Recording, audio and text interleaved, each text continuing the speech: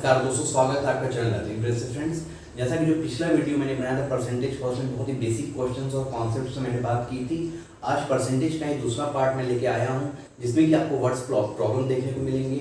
आप देखेंगे कि इस वीडियो में ऐसे आपको क्वेश्चंस मिलेंगे जो डायरेक्टली आपके एग्जाम के हिसाब से बहुत ही ज़्यादा इंपॉर्टेंट है और डायरेक्टली आपके पेपर में आए हुए क्वेश्चन हैं। तो दोस्तों यही गुजारिश रहेगी कि इस वीडियो पूरा अंत तक देखें। चलिए दोस्तों देखते हैं आज का पहला क्वेश्चन। पहला क्वेश्चन क्या कह रहा है कि if the 3/7 of a number is if the 3/7 of a number is 12 greater than the 40% of the number, find 60% of the number। कह रहा है कि किसी भी नंबर का अगर हम 3/7 कर रहे हैं तो वो 12 अधिक हो रहा है किससे, अगर उसी नंबर का हम 40% निकाल रहे हैं तब। Simple question. तो हमें x की वैल्यू बतानी होगी, मतलब वो मेन नंबर है क्या जिसका कि 3/7 कर रहे हैं, जिसका 40% निकालना है, फिर वो वैल्यू आ जाएगी, फिर उसी का लास्ट में 60% हम निकाल देंगे। क्लियर। तो सबसे पहले क्या करें, सबसे पहला यही काम होगा मेरा, let the number be x। क्या कह रहा है 3/7 ऑफ, यही कह रहा है ना 3/7 of a number, 3/7x minus 40% of x equal to 12। देखिए समझिएगा इस चीज को मैंने कैसे लिख दिया।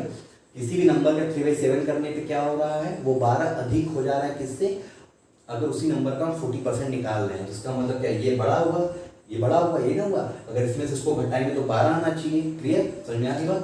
तो बस इसको सॉल्व कर लेना है। बस जो भी है क्वेश्चन को आपको रीड करना है अच्छे से। आप मैं यही कहता है कि क्वेश्चन जैसे जैसे कह रहा है वैसे सब करते जाइए। ऐसे नहीं कि नीचे की लाइन पहले लिख दी ऊपर की लाइन बाद में करें, तो हम ऐसे हमेशा क्वेश्चन आपका गलत ही होगा। ये कितना हो जाएगा 40% ऑफ x। मैंने बताया था कि परसेंट लगा होता है तो नीचे 100 लिख देते हैं इंटू x। ये कट जाएगा, ये हो जाएगा 2/5 इक्वल टू 12। इन दोनों का एलसीएम ले लेंगे, कितना, ये 2/5x हो गया है, 35 हो जाएगा। 7/5 से 15x, ये हो जाएगा माइनस 14x इक्वल टू 12। अब क्या करेंगे, 15x माइनस 14x कितना होगा, x बचेगा, उसके इधर मल्टीप्लाई कर देंगे। तो इधर से x की वैल्यू कितनी आ जाएगी, मल्टीप्लाई करने पे 35 इंटू 12 420 आ गई। ये आ गई x की वैल्यू। x की वैल्यू मुझे पता चल गई 420। तो मुझे बताना क्या था, मुझे बताना था 60% ऑफ द नंबर, मतलब 60% ऑफ 420 मुझे बताना था। देख लीजिए 60% ऑफ 420 कितना होगा।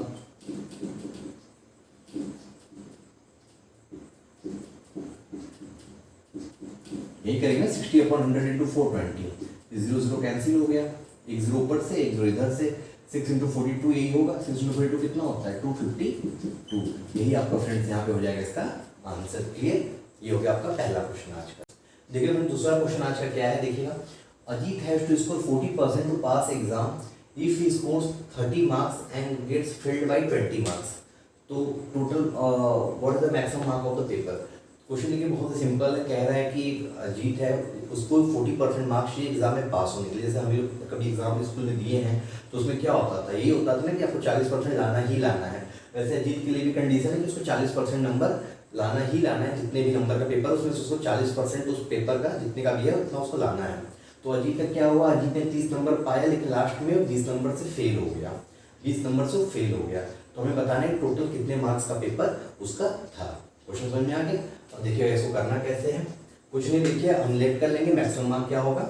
देखिए मैं एकदम कॉन्सेप्ट लेके चलता हूँ। एक बार कॉन्सेप्ट सीख जाएंगे तो आप ट्रिक तुरंत लगा लेंगे। पहले आप कॉन्सेप्ट तो अपना समझ लीजिए कैसे करना कैसे है। ये सब आप थोड़ा एग्जाम में लिखेंगे लेट द मैक्सिमम, तो मैं आपके लिए लिखने आपको दिखाने के लिए बस लिख रहा हूँ यहाँ पे।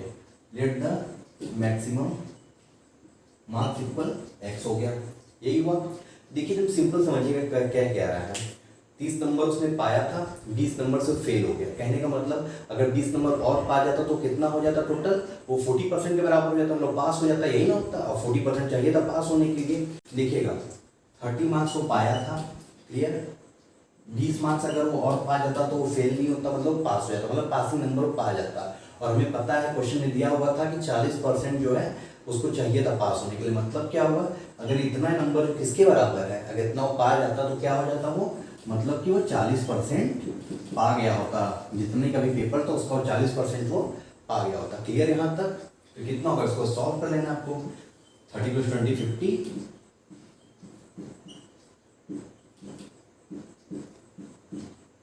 2/5 x इक्वल कितना हो जाएगा 50 × 5/2 कितना हो जाएगा, मतलब जो टोटल मैक्सिमम मार्क्स था पेपर का, टोटल जितने नंबर का पेपर था वो कितने का था, 125 नंबर का, 125 मार्क्स। ठीक है, ये आपका आंसर हो गया। क्लियर। देखिएगा फ्रेंड्स, जो अगला क्वेश्चन है बहुत ही अच्छा क्वेश्चन है, आप देखिएगा इस चीज को।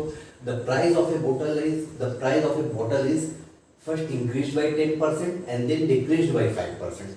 एक बॉटल है, उसका दाम पहले 10% बढ़ाया जा रहा है, फिर उसके बाद 5% घटा दिया जा रहा है।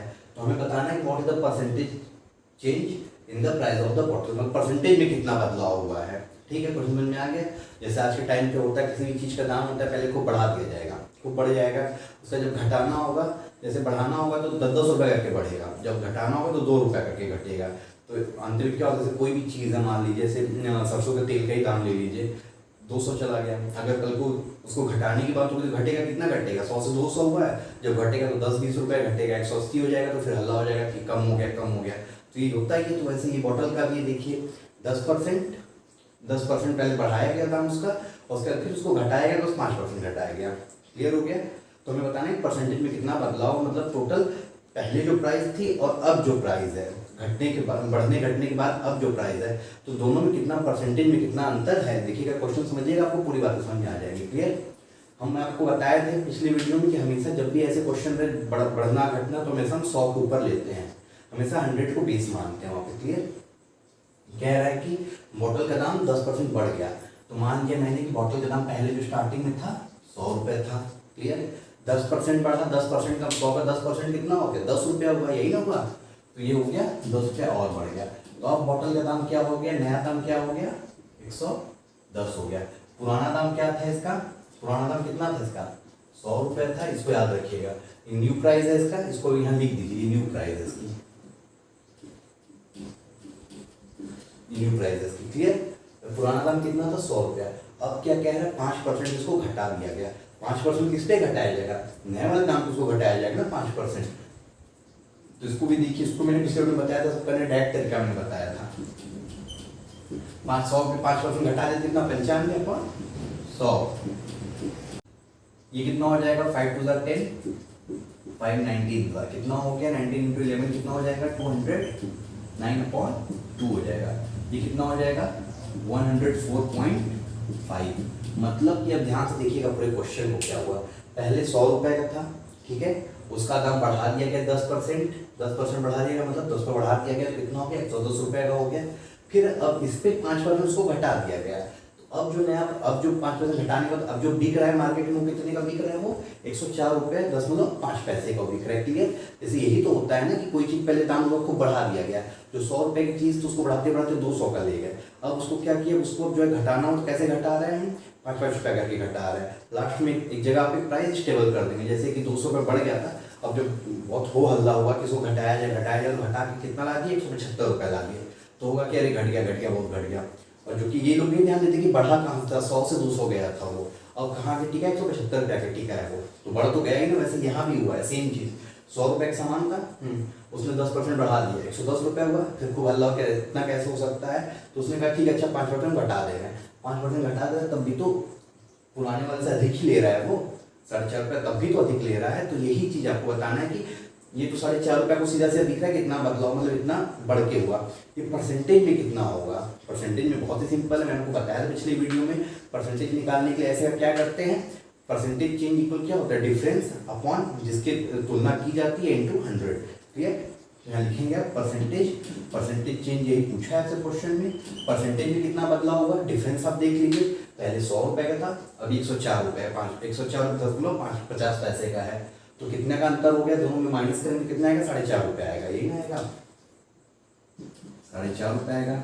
किससे तुलना होगी, पुराने वाले प्राइस से। पुराना प्राइस क्या है, 100 रुपया था, इंटू परसेंटेज निकालना है तो इंटू 100 करके, परसेंटेज निकालने में वैसे 100 मल्टीप्लाई करते हैं।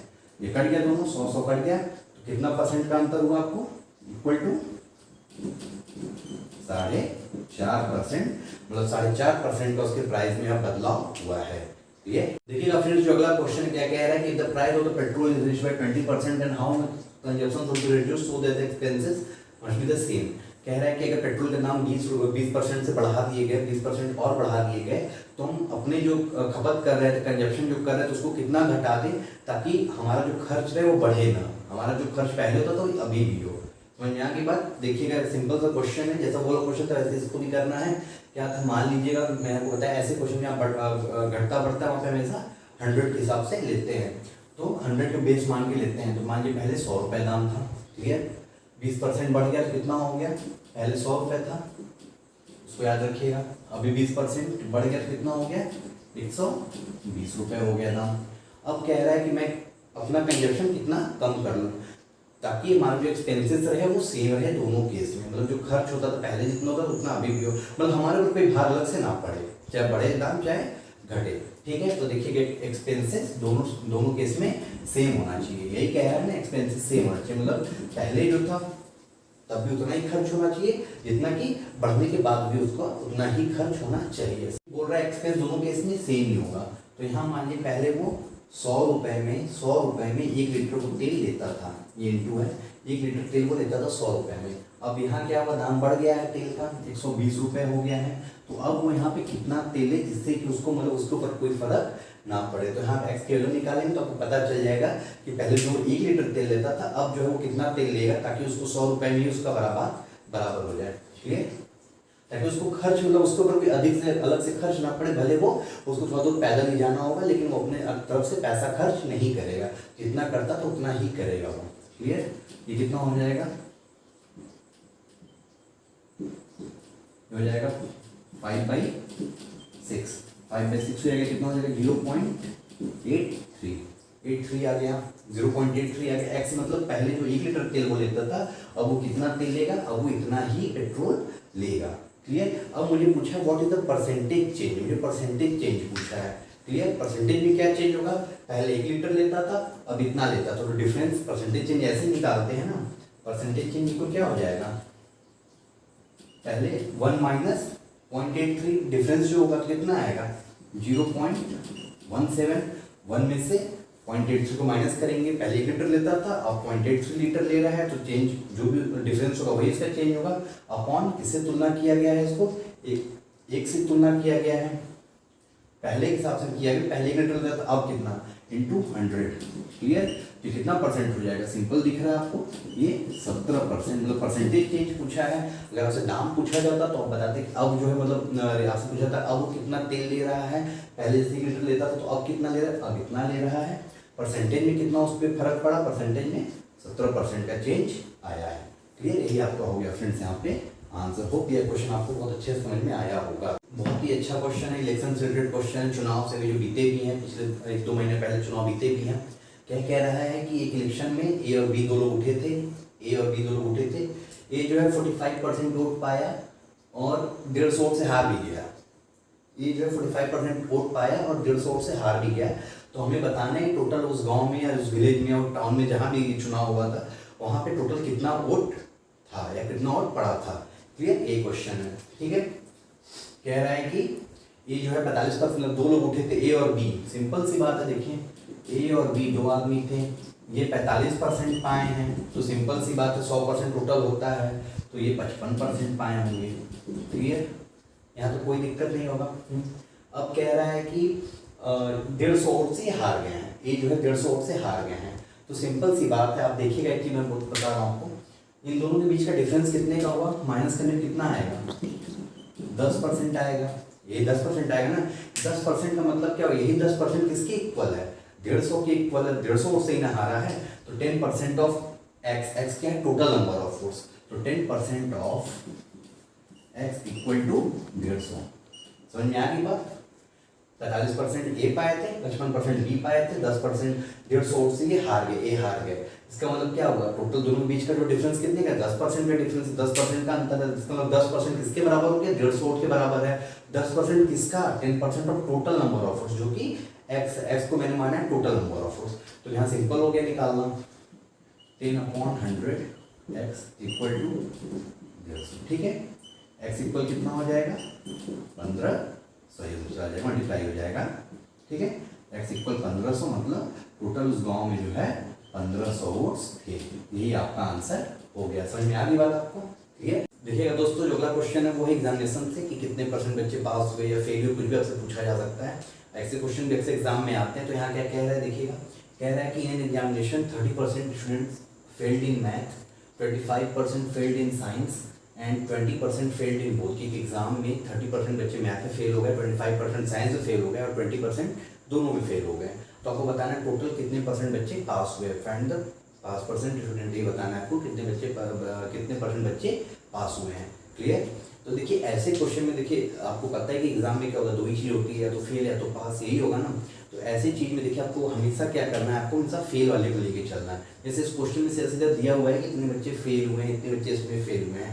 कभी कभी पास दिया होता है तो वहाँ भी आप क्या, जैसे कि मान लिया वो कहा जाए कि किसी भी एग्जाम में 60% बच्चे पास हो गए हैं, 60% बच्चे पास हो गए, इसका मतलब क्या हो, 40% बच्चे फेल हो गए हैं। सिंपल सी बात है। तो सीधा सीधा अगर आपको कभी ऐसे दिया जाए कि 60% बच्चे पास हुए हैं, तब भी वहाँ पे आप हमेशा फेल वाला ही लिखेंगे। आप वहाँ पे हमेशा 40% करके कैलकुलेट करेंगे। मैं आपको दो तरीके से बताता हूँ इस क्वेश्चन को। क्लियर। तो देखिएगा स्टूडेंट, इस क्वेश्चन को कैसे करना है। इस क्वेश्चन को देखिए, सबसे पहला तरीका है वेन डायग्राम, दूसरा फॉर्मूला मेथड है। ठीक है, फॉर्मूला पहले मैं लिख दे रहा हूँ, उसमें तो आपको वेन डायग्राम से इस क्वेश्चन में बताऊंगा। फॉर्मूला क्या है, परसेंटेज ऑफ, ऐसे सीधा लिखिए, पास परसेंट स्टूडेंट इक्वल कितना हो जाएगा, 100 माइनस जितना कि fail in first subject plus fail in second subject minus fail in both subjects. Clear. आपको मैं क्या बोला था कि हम अगर पास भी दिया हुआ है तब भी आप फेल वाला ही करके लिखेंगे और निकालना सबसे आसान है। अगर 60% पास दिया हुआ है तो 40% मतलब फेल है। और इस क्वेश्चन में क्या है, इसको तो डायरेक्ट आपको फेल लिख ही दे, तो यहाँ पे आपके लिए आसानी हो जाएगी। 30% बच्चे किस में फेल हुए हैं, मैथ्स में। 25% किस में फेल हुए हैं, साइंस में। और जो दोनों में फेल हुए हैं कितने हुए हैं, 20%। देखिए आप कहेंगे कि इसमें ऐसे क्यों हुआ है, क्यों यहाँ पे माइनस कर दिया गया, ये दोनों प्लस किए, तो समझ में आया होगा। क्यों आपको ये समझ में आ गया होगा कि ये दोनों ऐड क्यों किया गया। तो इसलिए ऐड किया गया है कि ये साइंस में जो फेल हुए और ये मैथ में जो फेल हुए, साइंस में जो फेल हुए और ये दोनों में फेल हुए। एक बात तो समझिएगा, इसमें भी फेल हुए, इसमें भी फेल हुए, और ये वो बच्चे हैं जो दोनों में फेल हुए हैं। तो इनकी काउंटिंग तो ऑलरेडी इन दोनों में आ चुकी है, इनकी काउंटिंग तो ऑलरेडी इन दोनों में आ चुकी है, इसलिए उसको हमेशा हम माइनस करते हैं। अभी आपको वेन डायग्राम से चीज़ को बताएंगे और आपको ये चीज़ क्लियर हो जाएगी। तो देखिए ये तरीका है करने का, 5% स्टूडेंट निकालने का, fail in first subject, fail in second subject, फिर minus fail in both subjects. Clear. यहाँ से आप निकालेंगे कितना आएगा, 100 माइनस 30 25 55, 55 माइनस 20 35, 100 माइनस 35 इक्वल कितना हो गया, 65%। मतलब 65% ऐसे स्टूडेंट है जो कि दोनों सब्जेक्ट में जो है पास है। ये पूछा था, वो स्टूडेंट बताइए आपको जो दोनों में, बोथ सब्जेक्ट्स में जो पास हो। तो यही 5% ऑफ स्टूडेंट है जो इन बोथ सब्जेक्ट, जो दोनों सब्जेक्ट्स में जो पास है वो इनका यही आपका यहाँ पे आंसर भी है, 65%। ये तो हो गया एक तरीका आपको एग्जाम में करने के लिए। एक तरीका और है, ये भी आप एग्जाम में कर सकते हैं, वेन डायग्राम मेथड। कुछ लोगों को शायद पता भी होगा मेथड। देखिएगा वेन डायग्राम में क्या होता है, दो ऐसे सर्किल, क्योंकि दो सब्जेक्ट की बात हो रही है तो दो सर्किल बनाएंगे। क्लियर। दो सर्किल बना दिए, मान लीजिए मैथ का है, ये मान लीजिए साइंस का है। क्लियर। देखिए मैथ में कितने परसेंट बच्चे फेल हुए हैं, 30। ठीक है। इसमें कितने हुए हैं, साइंस में कितने हुए हैं, 25 हुए हैं। ठीक है। अब उसके बाद देखिए जो दोनों में क्या है, ये जो ये एरिया देख रहे हैं आप, एरिया जो ये है, ये क्या है, ये इसका भी पार्ट है, इसका भी पार्ट है, मतलब ये दोनों का है। बोथ यही हुआ, जो क्वेश्चन आगे बोथ लिखा हुआ था ना कि बोथ सब्जेक्ट, वो बोथ वाला एरिया यही है। वो बोथ कितने परसेंट बच्चे बोथ में जो फेल हुए हैं, वो है 20%। अब समझ में आएगी आपको बात। मतलब कि 30% में ये पहले ही आ चुके थे जो फेल हुए थे, और इस 25% में भी जो आ चुके थे वो बच्चे। इसीलिए इन दोनों को जोड़ के इसको माइनस करते हैं, क्योंकि जब इस सर्किल, पूरे सर्किल की जब बात हुई होगी तो ये बच्चे तो उसमें काउंट हो ही चुके रहे होंगे, और वैसे जब इस सर्किल की बात हुई रही होगी तो इसमें तो ये बच्चे आ ही चुके रहे होंगे। ये तो दोबारा से लिखा गया है इनको। समझ में आ गई बात आपको। तो ये होता है वेन डायग्राम के मेथड से, कि आप इसको सीधा कुछ करना नहीं है। मैथ का है, मैथ हिंदी कोई भी सब्जेक्ट दिया है, यहाँ लिखिए, दूसरा सब्जेक्ट का यहाँ लिखिए, और जो दोनों में दिया उसको यहाँ लिखिए, इन दोनों को आपस में जोड़िए, इसको माइनस कर दिए। आपको समझ में आ गया होगा कि ये जो है दोनों में दो बार आता है, इसलिए उसको हमेशा हम माइनस कर देते हैं। ठीक है, एकदम क्लियर हो गया। अगर आपको 3 सब्जेक्ट था तो 3 सर्किल बना के इस चीज़ को करते। क्लियर हो गया। तो ये तरीका है करने का। और एक चीज़ और, हमेशा फेल स्टूडेंट की बात करते हैं। ठीक है, आपको कितना भी दिया है एग्जाम में कि 30% बच्चे पास हुए, तब भी आप वहाँ पे भी हमेशा उसको आप पास को नहीं ध्यान देंगे, आप ध्यान देंगे कि फेल तब कितने हुए।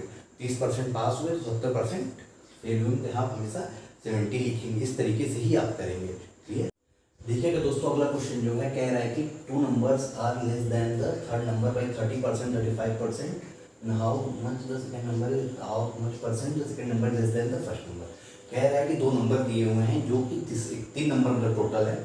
2 नंबर ऐसे उसमें है कि जो तीसरे वाले नंबर से पहला जो 30% कम है और दूसरा जो 35% कम है। तो हमें ये बताना है कि फर्स्ट और सेकंड में आपस में कितना अंतर है, परसेंट में कितना अंतर है। क्योंकि देखिए दोस्तों, यहाँ थर्ड नंबर कंपेयर किया, तो सबसे पहले हम थर्ड नंबर को ही लेट करेंगे। थर्ड नंबर जो हमारा है वो कितना है, 100 है। हमेशा 100 पे बेस मान के किया जाता है। सेकंड नंबर मेरा, फर्स्ट नंबर मेरा कितना हो जाएगा, 30% कम है। 30% कम है तो 100 में से 30% कितना होगा, 30 माइनस कर देंगे 100 में से, वही ना होगा। तो फर्स्ट नंबर कितना हो जाएगा, फर्स्ट नंबर कितना हो जाएगा आपका, 30 कम हो जाएगा 70। देख लीजिएगा 100 माइनस 30, तो 30 या 30% भी आप लीजिए, क्योंकि बात वही होगी। ठीक है। वैसे दूसरा सेकंड नंबर क्या हो जाएगा आपका, 35% बोला है, तो ये कितना हो जाएगा 65। 100 माइनस 35%, मैंने पे आ गया 65। फर्स्ट नंबर आपको मिल गया और सेकंड नंबर आपको मिल गया। अब आपको क्या देखना है, परसेंटेज चेंज। परसेंटेज चेंज कितना होगा, या लिखेंगे परसेंटेज चेंज इक्वल कितना होगा। मैंने बताया था पिछले वाली वीडियो में आपको कितना होगा।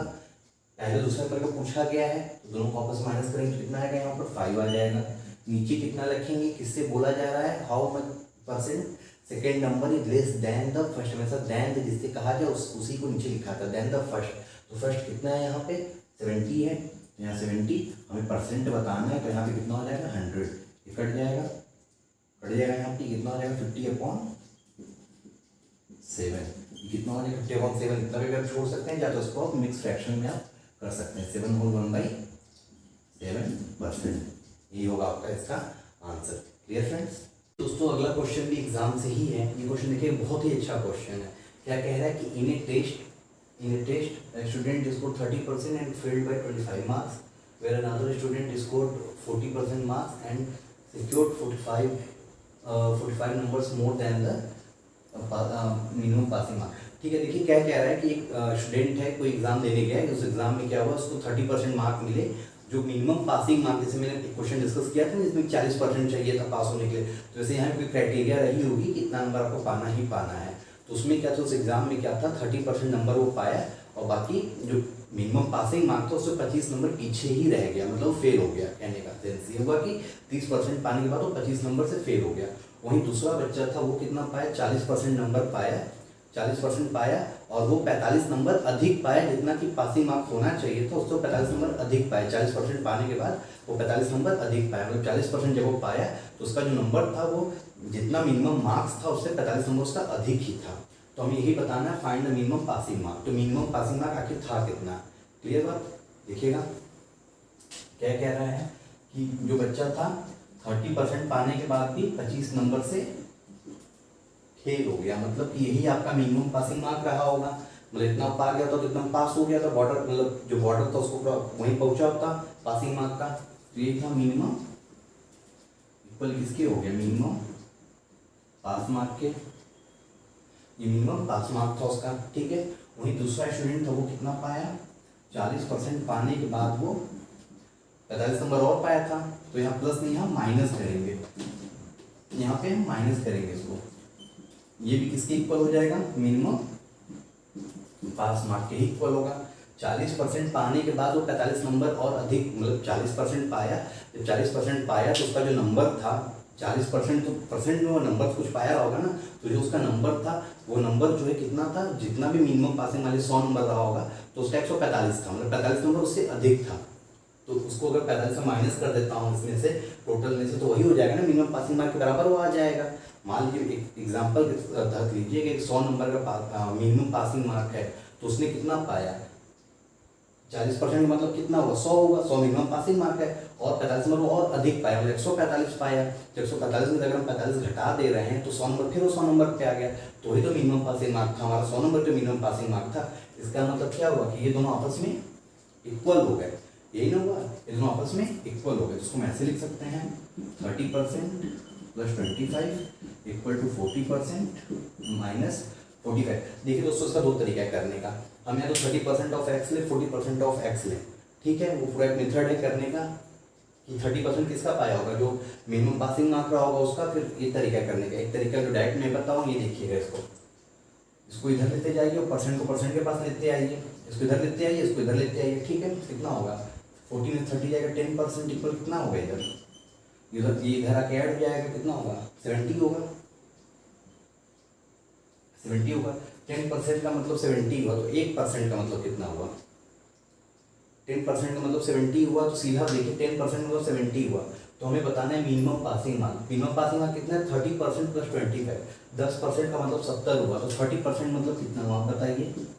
30% मतलब कितना हो गया, 210 हुआ। अरे 10 में 3 करके 30 आया, 70 में 3 करेंगे तो 10 आ गया, प्लस 25 नंबर अगर और इसमें जोड़ देंगे तो ये पासिंग मार्क रखा मेरा। मेरा मिनिमम पासिंग मार्क टोटल कितना हो गया, मिनिमम पासिंग मार्क कितना हो गया, इसकी जो वैल्यू आ गई कितनी आ गई, 210 आ गई, प्लस 25 हो गया, मतलब कितना हो गया, 235। यही 235 मार्क्स जो था, यही आपका आंसर हो गया। मतलब यही वो नंबर था जितना कि मिनिमम पासिंग मार्क था। समझ में आएगा नहीं आपको, एकदम डायरेक्ट तरीका। नहीं तो करना चाहते 30% ऑफ एक्स करते प्लस 25, 40% ऑफ एक्स करते माइनस 45 करते। यहाँ क्या किए, इसको इधर लेके ट्रांसफर किए, जो जिसके तरफ का था परसेंट वाला परसेंट के पास, और वेरिएबल कांस्टेंट के पास ले गए। 10% इक्वल 70 आया। हमें बताना कितना मिनिमम पासिंग मार्क, चाहे तो इसमें रख दी चाहे तो इसमें रख दी, दोनों से आपका आंसर सेम ही आना है। अगर आप इसको भी रखिए, देखिए 10% 70 का है, तो 40% कितना होगा, 280 होगा। 280 और 280 में से 45 घटाएंगे तो कितना आएगा, 45 माइनस करेंगे 235 ही आना है। तो दोनों तरीके से आपने देख लिया। तो ये क्वेश्चन था और बहुत ही अच्छा क्वेश्चन था ये, क्लियर। तो दोस्तों आज आपने बहुत सारे क्वेश्चन देखे, मतलब इलेक्शन का भी क्वेश्चन देख लिया, ये एग्जामिनेशन का भी क्वेश्चन देख लिया, और भी क्वेश्चन देखे। लेकिन परसेंटेज अभी खत्म नहीं हुआ है दोस्तों, परसेंटेज का भी और भी मिक्सचर क्वेश्चन, पॉपुलेशन वाले क्वेश्चन और कुछ मिसलेनियस क्वेश्चन अगर मिलेंगे तो आपको अगले पार्ट में जरूर डिस्कस किया जाएगा दोस्तों। बस यही कहना चाहूँगा कि चैनल को आप देखें, चैनल पे जब भी आप आए तो पूरे वीडियोस को आप देखें, तभी आपका कॉन्सेप्ट क्लियर होगा। इसलिए कहता हूँ वीडियोस देखिए तो वीडियोस को पूरा देखें, और जिसको जरूरत उसको शेयर करें। आपका जो भी प्रॉब्लम है आप चाहे तो कमेंट सेक्शन में आके कमेंट कर सकते हैं। आपको जो भी क्वेश्चन ना समझ में आया, और जो भी चैप्टर में आपको दिक्कत है, जो भी कॉन्सेप्ट में आपको गड़बड़ी हो रही हो, आप आके कमेंट में उसको डाल सकते हैं। अधिक से अधिक लोगों को प्लीज़ शेयर करें, और चैनल को लाइक करें, वीडियोस को लाइक करें, चैनल को लाइक करें, चैनल को लोगों को और शेयर करें, ताकि जिसको जरूरत हो तक ये चैनल पहुँचे। तब तक के लिए जय हिंद।